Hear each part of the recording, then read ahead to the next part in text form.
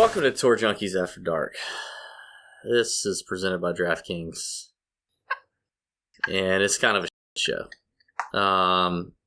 My name's David Barnett. I'm the brains behind the Tour Junkies operation. The idiot laughing is Pat Perry, and we're doing this very late at night. This is very after dark. This is almost Tour Junkies at dawn. Presented by DraftKings. This is going to be a great show. You know, we always talk about we have the, sort of the hangover after the Masters. I feel like this is like the hangover / whatever's going to happen before the PGA Championship next week. So enjoy the show. This could be a good one. I guess if what that means is you don't remember how to unmute your microphone, so then we think we're having these major technical difficulties before we're trying to record this that delay the recording of this so long that I will be up until the wee hours of the following day to make this happen. So I'm pissed at you right now, Pat. I thought you already did all the No, I'm not done. No, I'm not done. This is really up to DraftKings. Sorry, DraftKings. I apologize. I mean, I know you got some guy over in England probably doing this. His name is Luke. His name is Luke. He's a great guy. Hey, Luke. Yeah. Oh, God. We have the Byron Nelson. It's played at a golf course called Trinity Forest. It's the second year they've ever played it there. It's a par 71. It's about 7,400 yards. And it's an interesting course. Weather is a big deal. So we're going to talk a little bit about Trinity Forest, a little bit about the Byron Nelson, but here's what you need to know. You need to know that come Wednesday night, weather will play a factor in this golf course and how it's going to play. Right now, it's looking like it's going to rain. Golf course is going to be kind of soft. A lot of scoring to be had here at Trinity Forest. It's going to rain! Yep, it's going to rain. A lot of scoring to be had. There are no trees on the golf course. The biggest defense on this golf course is wind. So it's Texas. It's windy. It's wide open. Be ready. The scoring is coming. Now, Pat, we're going to get into a couple picks that we disagree on. I have to disagree on one pick that you had in the top tier range over there on DraftKings, Mr. Branden Grace, the South African. Listen, I think if this track were playing firm and fast, like it's designed to be played with a lot of wind, I think it makes sense for Branden Grace. But we know there's a ton of rain in the forecast on Wednesday. We know there's some rain in the forecast over the weekend. This course is going to soften up, which makes it kind of long. Branden Grace, kind of a short knocker. He can hear his ball land off the tee. I'm not really sure this course is going to set up for him. He's also not a big scorer. And when you look at the data, he's not checking any real boxes. He's 56th in strokes gained approach in this field over the last 24 rounds. Mind you, this is a weak field. He is 86th in DraftKings points scored over the last 24 rounds. So even when he's making cuts, he's not really scoring DraftKings points. So 9,200, I don't understand the Branden Grace play, just as I don't understand how you can realize that your microphone is muted when we need to record the show. Well, as far as the microphone is concerned, it's like way up there. I mean, look, I'll put it down for you, but like when it's way up here out of sight, I can't see it, so something happens there. So, but okay. I'm a little bit older than you, and things slip. Maybe senile. But as far as Branden Grace is concerned, a lot of it has to do with the field itself. I mean, this is a weak field. There's not a whole lot going on here. I want to take maybe some risk on some guys, especially on DraftKings and in my tournament plays.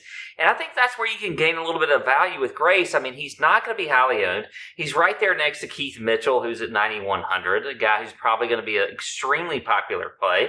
Aaron Wise, who won here last year, and then Sungjae Im right there in the 9K range. So I think as far as the 9K guys, he's definitely going to be low owned. He just tends to pop every once in a while on a course that, is, who knows going to play well out here. And look, yes, he's not that great as far as scoring is concerned, but he definitely checks the box off the tee. His ball striking, which you mentioned on our show, ball striking was a key stat for you. Checks the box there. He's 32nd in the field over the last 24 rounds in ball striking. So I think that he's kind of a sort of that random type guy who's going to be extremely low owned that you're going to get some advantage with by playing him in your tournament lineups. Now, I'm not going to play him in cash, but I think you can take a little bit of risk with Branden Grace. So I like him in that manner. Yeah, he's not going to be, your cash type play. But yeah, take a little flyer on the guy and see what happens. And you know what? He finished well here last year. I mean, you look at last year when he played on this course, he was, let me check real quick. I've been a little behind today. Yeah, we know. Where was he? Okay, now I forgot. Expert. Amazing. T3. Sorry. T3 last year. All right. I'm not really buying it. I don't like Branden Grace. Doesn't score points. I think this is a week. Look, this is a crazy week. It's a weird tournament. We don't have a lot of history to go off of. This is a course that has to have really specific conditions to really be effective with what they're trying to do with what Core and Crenshaw are trying to do with this course, because it's wide open. So when you got a lot of wind, when you got dry, fast conditions, yes, it can play difficult, but we're not going to see that this week. I mean, it's going to be wet on Tuesday and Wednesday. It's going to be soft. So it's going to be one of those things where I don't think you can just rely on stats, in general, and you can't just rely on, any sort of recent form. I think you're going to see some random guys up here in the top 20, and that's going to be the theme of the week for me. Okay. All right. I think the last thing I'll kind of pick on you with is your Charles Howell III fade. This is normally not the angle that we go, but you kind of shocked me on the podcast with the Charles Howell III fade. I mean, yes, he has missed his last two cuts at the Wells Fargo and the RBC Heritage. Now, he missed his cut at the Wells Fargo because he lost 3.5 strokes putting, but tee to green, he was fairly solid. He's a long hitter, so this is a long golf course. Played pretty well here last year. I believe he finished 9th at this event last year. Let's see. Yes, finished 9th here. I mean, we love Charles Howell. He's always a pretty solid value as well. I don't understand the fade at $8,500 coming off of 2 missed cuts too. I think the ownership could be a little low. He's 19th in DraftKings points scored, so he makes birdies, he makes eagles when he needs to. He racks up the DraftKings points, and I think coming off the 2 missed cuts, I think people make the mistake that you're making in fading CH3. Now, I don't think the ownership's going to be low. It always is high for him, especially when he's in the mid, right along the median range, which he is this week. Everybody's going to think of him as a cash play. And look, he checks the box and off the tee stats and things like that. When you look at everything else, he's really been bad on his iron play lately. That's what we haven't seen. You look at his last 24 rounds, he's 119th in the field in proximity. These are huge greens. They're gigantic. You could freaking land a damn airplane on these greens, and he's 119th in proximity, so he's not hitting it close to the hole. He's 74th in strokes gained approach, another indication of hitting greens and everything else, and he's just not doing anything with his irons when it comes to being able to put himself in position to score. He's 42nd in opportunities gained, which is a scoring stat. Also in birdie or better percentage, he's 57th. I don't see it. I don't see why you would play Charles Howell this week, because I think people think he's going to be a cash play. They love him. Guy makes cuts, whatever else. That's what we're going to thinking about. Blah blah blah blah blah. I don't like some Charles Howell in any format, whether it's cash or your tournament lineups. I'm going to fade him this week, and he's going to have some high ownership. That's one of the reasons, and you got to make bold calls every once in a while. So that's what I'm going to do with him. Okay. All right. What you got? I mean, your call would be to take some easy fade like Alexander Noren, who is what you chose in the podcast. Alexander Noren. He goes by Alex. Whatever. Alex Noren. Yay. Good job. Way to fade Alex Noren. He's a great links player. He's won on links events over on the European Tour. This is kind of an American links golf course. This is not a links course. It's linksy. It's linksy. There's no trees. Winds its defense. It's typically a links course technically designed to be firm and near fast. The sea. This course is not near the sea. It's just a wide open course in the middle of nowhere. I think that's kind of a misnomer. Freaking landfill. All right. I mean, is that your argument? Is that the only kink in the armor you can find on me? No, I'm also not a big fan of you're wanting to go Hideki again. Oh. Let's go Hideki. Yeah. He's checking boxes. Yeah. He's checking boxes. We're going to do the dance again. But guess what? He's going to have a 30th place finish. The Hideki dance, That's what's baby. going to happen. Well, he finished 16th here last year. Obviously enjoyed himself a little Trinity Forest. For a high-priced guy, it's not going to work for you. First in strokes gained approach in this field over the last 24 rounds. 6th in that opportunities gained stat you talked about. 24th in DraftKings points scored over the last 24 rounds. I mean, here's the thing about Hideki. It's all about that putter, right? So, I think in a weak field event like this, he is a class player in this field along with Brooks Koepka, and I think it drops off after that. Brooks is not going to care about this golf tournament. If he doesn't come out and shoot 10 under day one like Mark Leishman did last year, then Brooks isn't probably going to care. He's here to find out where does his game fit leading up to the PGA next week. What do I need to work on? What needs to happen? And if he wins, ho-hum, great. If he doesn't, if he trunk slams on Friday, if he's not in the mix on the weekend, I think you're going to see Brooks play like he doesn't really care. I think Hideki is the opposite of that. In the top tier, you can get a guy like Hideki who can score really well, who's going to be great with his irons.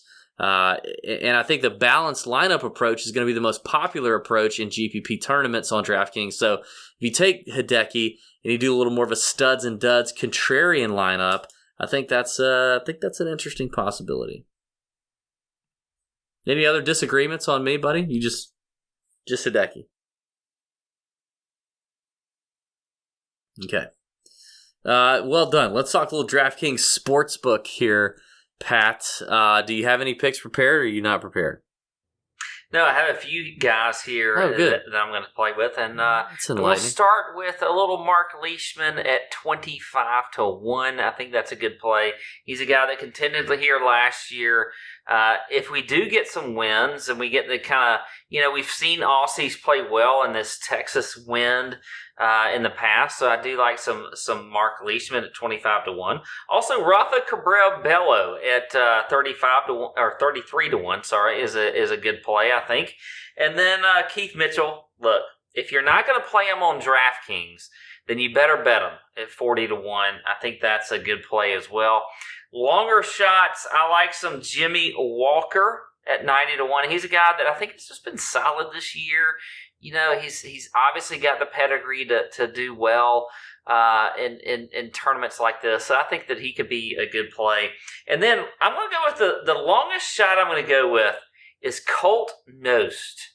Colt Knost at 350-1 or 33-1 for a top 10 finish. And the only reason I'm going to tell you that is because if actually you listen to him on the radio, he has a little radio show. I can't remember what channel it's on, but he's feeling really good about his game. He's loving where it's at right now. And you know what? I'll take him. I like him. Good dude. 350-1. Boom. Yikes. I don't know about that one.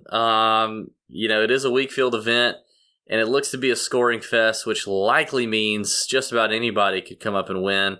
However, Colt Knost is not who I would go with at 350-1, but all right. I respect the move. I respect the gamble. I like the RCB play. I love the Keith Mitchell play. I think you got to have some exposure to Mitchell. He's going to be chalk on DraftKings in terms of DFS. So if you want to fade him, do so at your own demise, but at least throw a unit or two on him on the old sports book there at 40-1. I think that makes a lot of sense. I'm going to go with Ryan Palmer at 66-1. Ryan Palmer is a Texas native, checking all the boxes. Strokes gained approach, DraftKings scoring, hits it a long way. Just, won the Zurich Classic with John Rahm. I think Palmer's an interesting play at 66-1 in this week field event. Trey Mullinax, another guy who's been pretty good lately, a bomber, hits the ball a long way, does well on Bermuda. I think he's a good value at 80-1, so I'll go with Mullinax. And then my long shot is going to be Curtis Luck. Pat talked about Mark Leishman, the Aussie. Well, Curtis Luck's also an Aussie, plays well in windy conditions. Texas, 200-1. He can score. He can get hot. He's in poor form. He doesn't check a ton of boxes, but whatever. Like, a lot of these guys don't. So Curtis Luck at 200-1 would be where I'd button it all up. And apparently we've lost Pat. So, it is late. Hey, there he is. It is very late. Pat and I played in a member guest this past weekend at his club. We're exhausted. You can hear more about that and the crap show that was on the Tour Junkies podcast. But we're here for the Byron Nelson. Here we are, late as ever. And, it's going to be a good time. We'll be back for the PGA Championship. The second major of the year is next week. It's awesome. Love that the schedule is like this. Tiger is back. It's going to be a great week. May your screens be green. See ya!